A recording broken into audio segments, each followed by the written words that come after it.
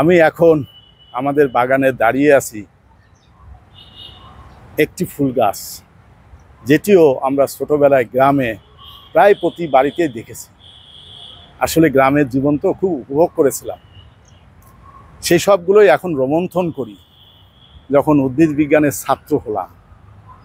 সাধারণ মানুষের কথাগুলা আবার সাধারণ মানুষের কাছে পৌঁছে দেওয়ার জন্য। এই যে একটু আগে যে ফুলটি দেখালাম, এটি একটি সেই বুশ আকারে হয়ে আছে, একটি লতা জাতীয় গাছ, ফ্যাবেসি পরিবারভুক্ত। আমরা এটিকে অপরাজিতা বলি। অপরাজিতা মানে সে কখনো পরাজয় মেনে নেয়নি। ফুলটি সত্যি অপরাজিতা। এর বৈজ্ঞানিক নাম ক্লাইটোরিয়া টার্নেটিয়া। এই ক্লাইটোরিয়া গণ নিয়ে এই নামটি কেন দেয়া হলো অনেক বিতর্ক আছে। আমি মনে করি এই নামটি দেওয়াটা সঠিক হলেও বাস্তবতার ভিত্তিতে এই নামটা পরিবর্তন হওয়া উচিত। আপনারা নিশ্চয়ই বুঝতে পেরেছেন যারা বায়োলজির ছাত্র কি বোঝাতে চেয়েছি। যাই হোক, ক্লাইটোরিয়া যেহেতু জেনাস, এই নামটি মেনে নিলাম। এরপরে যে টার্নেসিয়া বা টার্নেটিয়া কেন আসলো অনেকেই জানেন, অনেকেই জানেন না। আমিও জানতাম না, কিন্তু জানার আগ্রহ থেকে সেটি জেনেছি।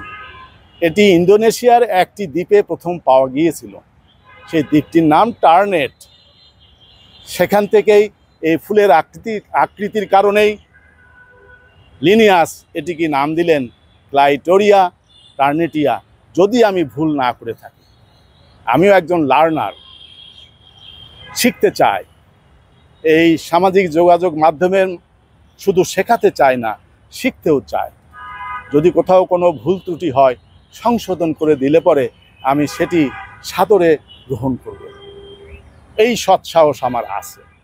তাহলে এতক্ষণ ধরে যে গাছটি দেখালাম সেটার আরেকটি নাম হলো ডারউইন পি।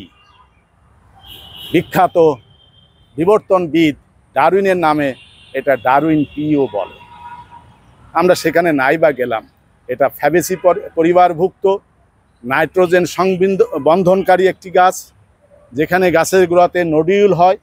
সুতরাং বাতাস থেকে তারা নাইট্রোজেন এই নডিউলের মাধ্যমে আবদ্ধ করতে পারে, যেটি অনেক গাছ পারে না, অনেক ব্যাকটেরিয়া পারে না। এখানে রাইজোবিয়াম ব্যাকটেরিয়ার সাথে এই ফ্যাবেসি পরিবারের একটি সখ্যতা আছে। সখ্যতা থাকলে অনেক কিছু সম্ভব হয়।